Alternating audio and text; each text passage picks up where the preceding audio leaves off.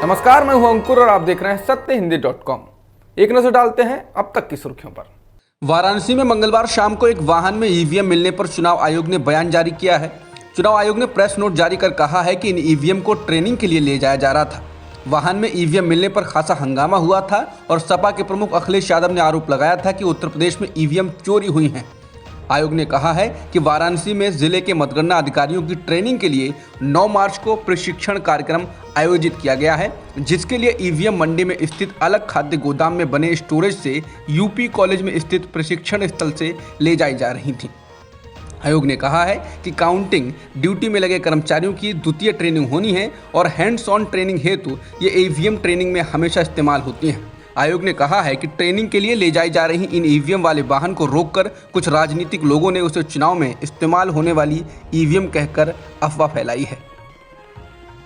EVM चोरी को लेकर चुनाव आयोग ने कहा कि मतदान में इस्तेमाल हुई सभी ईवीएम स्ट्रांग रूम के अंदर सीलबंद हैं और केंद्रीय अर्धसैनिक बलों के त्रिस्तरीय सुरक्षा घेरे में सुरक्षित हैं। गाड़ी में मिली ये ईवीएम पूरी तरह अलग हैं और सीसीटीवी कैमरे की निगरानी में हैं। बता दें, अखिलेश यादव ने प्रेस कॉन्फ्रेंस में सवाल उठाया था कि वाराणसी में ईवीएम की एक गाड़ी पकड़ी गई तो 2 क्यों भाग गईं। उन्होंने कहा कि लखनऊ से बड़े अफसर मतगणना को लेकर निर्देश दे रहे हैं।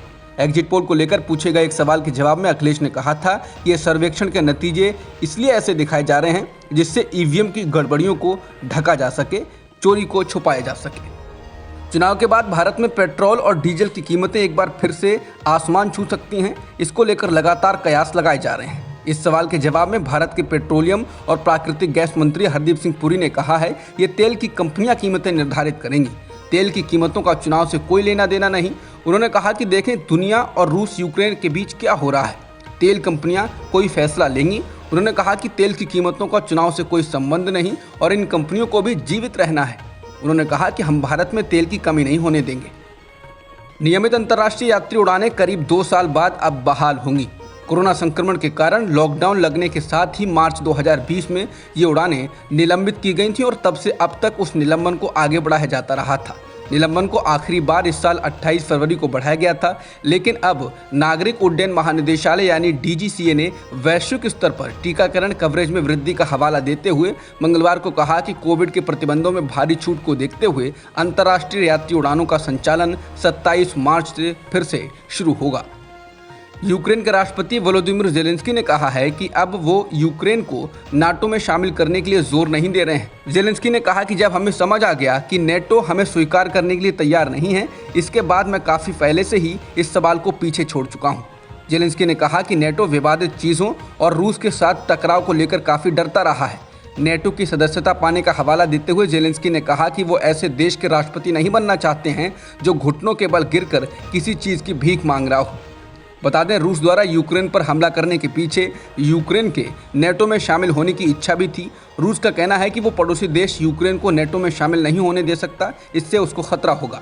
ज़ेलेंस्की का ये बयान तब आया है जब वो रूस के साथ समझौते को तैयार है। ज़ेलेंस्की का ये बयान बताता है कि वो रूस के साथ समझौते के द्वारा यूक्रेन के जिन अलगाववादी इलाकों को अलग और स्वतंत्र देश घोषित कर दिया गया था, उनको लेकर अब ज़ेलेंस्की से एबीसी के इंटरव्यू में सवाल पूछा गया कि रूस पर यूक्रेन हमला बंद करने के लिए 3 मांगें कर रहा है, जिनमें पहली नेटो में शामिल ना होना, दूसरी क्राइमिया को रूसी क्षेत्र मानना और तीसरी डोनेस्क और लुहांस्क को स्वतंत्र घोषित करना शामिल है।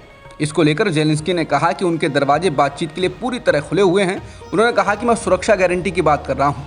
मुझे लगता है कि अस्थायी तौर पर कब्जा किए गए क्षेत्र को रूस को छोड़कर किसी ने भी मान्यता नहीं दी है और यह एक छद्म राष्ट्र है, लेकिन हम इस पर बात कर सकते हैं, इस पर समझौता कर सकते हैं कि कैसे ये क्षेत्र आगे चल सकते हैं। अमेरिका के राष्ट्रपति जो बाइडेन ने रूस से तेल खरीदने, गैस और कोयले के आयात पर प्रतिबंध लगाने की घोषणा कर दी है।